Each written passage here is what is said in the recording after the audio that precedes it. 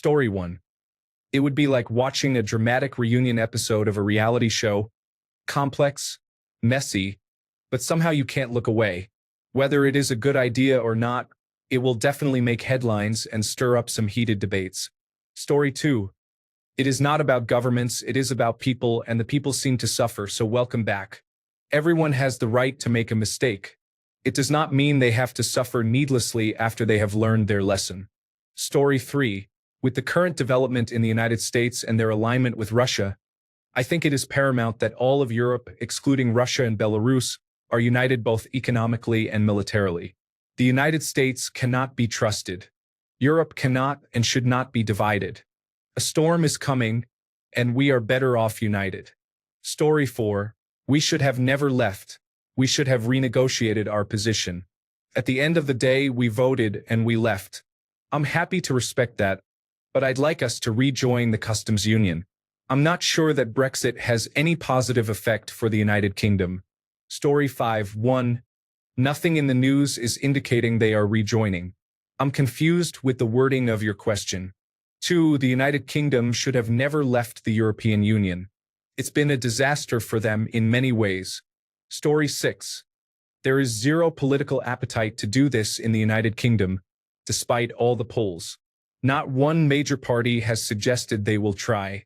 The United Kingdom will never give up the pound, doesn't particularly want freedom of movement, and will want the European Union as a whole to tighten up immigration, something that other European Union states want, and also want a lot of the original perks back. The European Union will likely never go for these things. I voted Remain. Brexit has been a failure, but a reversal isn't on the cards. As such, I'm not inclined to spend time dreaming about scenarios where it could work, and I do think the European Union has fundamental issues it needs to work on. To add to freedom of movement, according to ChatGPT, from 2004 to 2019, 3.6 million European Union nationals moved to the United Kingdom. 1.3 million United Kingdom nationals moved to European Union countries. 3 times more in than out. It's just not something that the United Kingdom populace wants. As to why, Anglosfere e immagine. Most people on the continent speak English. Very few in the United Kingdom speak a second language. Eastern Europe to United Kingdom is also a more lucrative move than the other way around. Story 7. We are not going to rejoin, and we should not rejoin.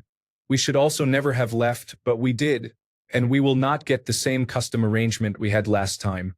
It's a bad situation that was the result of an insipid politician's hubris, David Cameron. It should never have been a referendum and was a complete failure of governmental responsibility.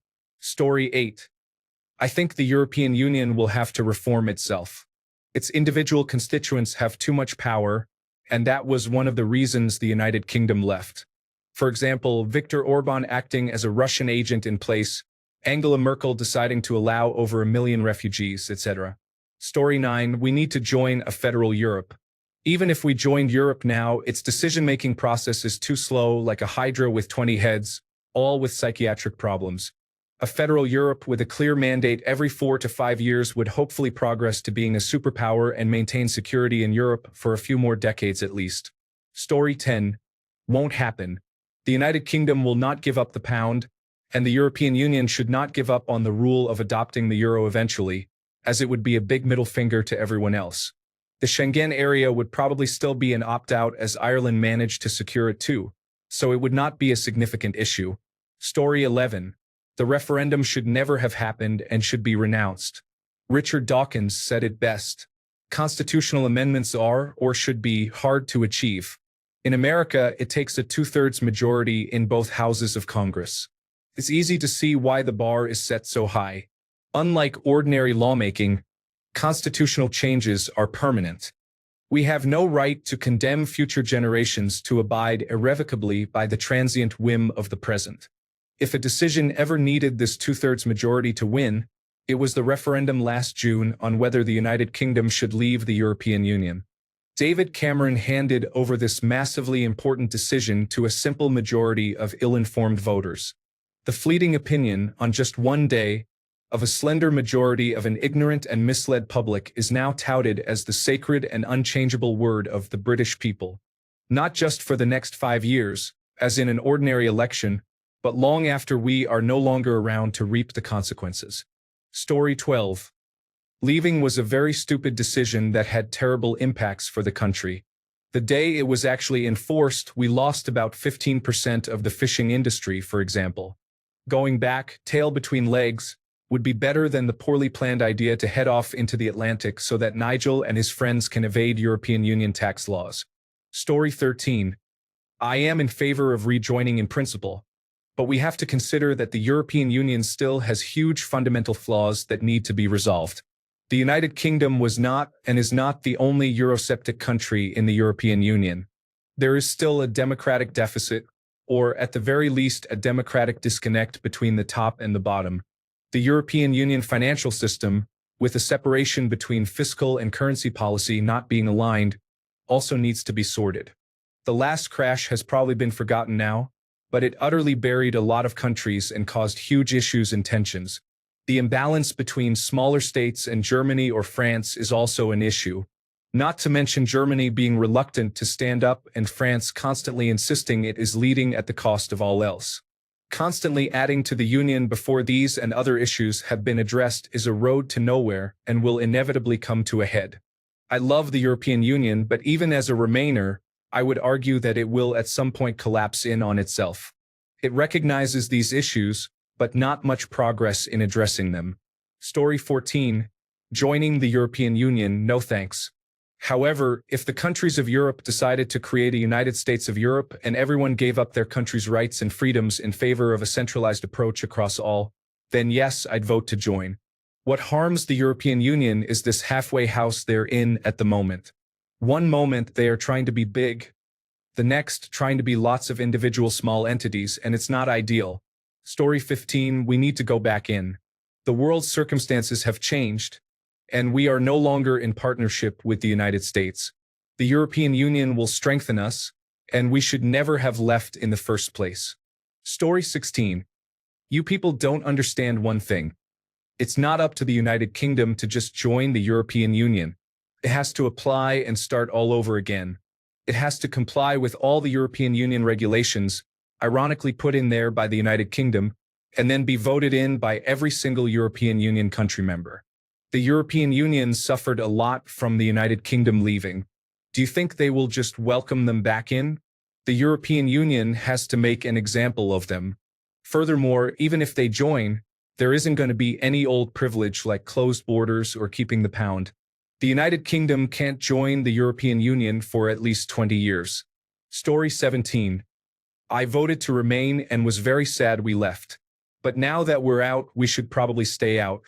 We've paid an enormous economic cost for that decision, and to compound that by now starting to pay back into the European Union wouldn't make sense. Story 18. We had a very preferential arrangement when we left. We wouldn't get the same if we rejoined. In an ideal world, we would never have left. However, we have kind of proven we are better off with the European Union than without. Story 19. Personally, I think that if we had the correct leadership, we would be fine staying out of the European Union. The problem is that most people currently in Parliament want to rejoin or wanted to remain in the first place. So, with the current shambles that the government is in, we would do better rejoining. Story 20. Europe needs more unity than ever to meet the present moment in world politics. The United Kingdom brings a lot to the table economically and will greatly strengthen the European Union. I think it's mutually beneficial and a good idea for both parties. It's pretty obvious at this point that Brexit was a bad idea for the United Kingdom. But on the plus side, I think it actually served the European Union well because it provided a good example of the downsides of leaving the European Union for any other countries considering it. And this time it's extremely unlikely the United Kingdom will want to leave again. Long term, I think the whole situation is actually going to strengthen the unity of the European Union. It's sort of like when an angry child tries to run away from home and realizes how much better home was than they realized at the time. Story 21. The United Kingdom will never rejoin the European Union because the European Union has a lot more conditions now. They would have to convert to euros and a bunch of other requirements. It also means following laws made by people that no one in the United Kingdom voted for. Story 22. We should never have left, but I think it's too late to go back. We would not be in a good position to negotiate, and we would not be able to return with some of the privileges we had previously, such as keeping the British pound and our vetoes. Story 23. All for it. It was a stupid idea to leave in the first place, and an appallingly irresponsible idea to put it to a referendum of people who barely understand the most basic of laws, let alone the incredibly complex and intertwined systems between the European Union and the United Kingdom. Time to stop listening to idiots and pretending that their opinions are important. Story 24. Single market membership has always been and still is on the table. It would achieve much of the economic benefit of rejoining while being a far less complex negotiation to achieve. Story 25. If we rejoin, it might be the single most joyous moment of my life behind meeting my wife. A union of European nations is absolutely crucial for navigating the inevitable complications of climate change and its knock-on effects, especially now that the United States of America has proven to be so incredibly hostile and dangerous. Story 26. Right now, we are an insignificant little island nation. We shot ourselves in the foot with Brexit. We need to be part of the European Union. Get back in as soon as possible. But too many politicians and media want to point to external reasons for the United Kingdom's poor condition and not accept that years and years of poor government decisions have left us in the state we're in. Story 27. I think it's a good idea. I also think we need a very compelling consensus, at least 60-40 in favor. Otherwise, we end up doing the hokey-cokey. We'd also need to change our attitude towards the Union. We always treated it as a single entity. It's not. It's a collective of nations that we were part of. This attitude is still prevalent in the comments. We had a say in how things ran and actually often got our way. As for the fear-mongering about the euro, adopting the euro isn't actually the requirement to join. The requirement is to comply with the Maastricht Treaty, which we always did. There are specific terms regarding the United Kingdom that are still in the treaty. Story 28.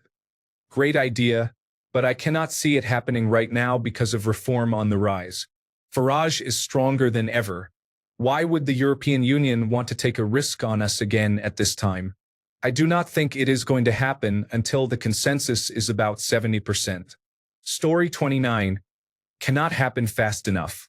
Sadly, it won't happen fast enough, if at all. It was a foolish decision, and the timing has turned out to be even worse.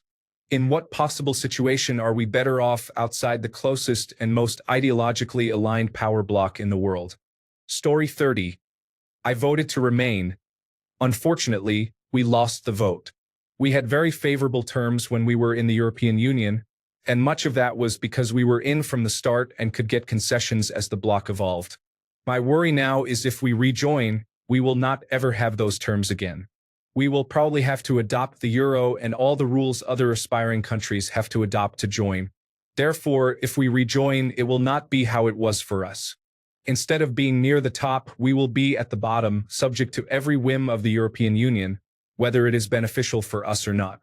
So I am currently undecided about whether we should rejoin or not, as I have not done the research to make an informed decision on the subject, but common sense says it certainly will not return to how it was.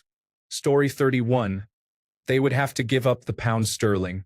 The billionaires who run the country benefit too much from staying out from under the oversight of the United Central Bank, so it will never happen. Story 32. While I generally would be glad to welcome the United Kingdom back in the European Union, I would demand at least a 75% approval rating for this step among the United Kingdom citizenry as a precondition. A re-entry is worth nothing if the United Kingdom starts considering a new exit in 5 to 10 years. We need a reliable long-term alliance, not an I am better than the other members mentality. Story 33. Voor de Dutch. Kijk de Wit en de Brit terug op de Nederlandse publieke omroep. Ze hadden überhaupt nooit voor de Brexit moeten kiezen, want het heeft ze meer gekost dan dat het ze opgeleverd heeft. Echt schrijnend hoe groot de verschillen tussen arm en rijk zijn in Engeland. Story 34. It needs to be done. The likes of Farage and his right-wing zealots need to be kicked into the obscurity they deserve. The United Kingdom billionaire-owned press seems to get to decide what's best for them is what's best for us. It is unfortunate that it is still continuing, to be honest. Story 35. Makes no sense living next to a massive trading bloc and not having free access to it. like living next to a big Tesco and having to shop 50 miles away at a little Waitrose. Story 36. I am Irish, but I was a student in Wales at the time, and so had the right to vote. I was very pro-European Union, but I did not vote one way or the other, for a few reasons. 1. Not my circus, not my monkeys. British people cannot vote in our referendums, so I do not think it is right to vote in something that will direct a country that is not my own, and I will not be living in forever. 2. As a student at the time, I can tell you the referendum was heavily marketed to us as basically a glorified opinion poll. It was not legally binding. Even a 55% majority leave vote would not cause the United Kingdom to actually leave, just a renegotiation with the European Union. 3. We were of the mind that leave could not possibly win. It was unthinkable. You look around South Wales and see how much the words "paid for with European Union money" are plastered on everything. No one would vote to leave. There are no benefits to leaving. It would be dreadful. Could never pass. For that Irish instinct in the back of my mind said, it would be funny. Forget them. We deemed that there were more important things to do than go out in the rain to a polling station for an opinion poll that was not going to vote leave, and even if it did, it was not legally binding. The only thing that has really affected me since Brexit has been paying customs fees if I buy things from the United Kingdom, so I tend not to buy things from there. Buying art from Poland is considerably cheaper than from England, only because of import fees. But it is just sad seeing how much the British have been misled by a completely dishonest campaign that was never held to account.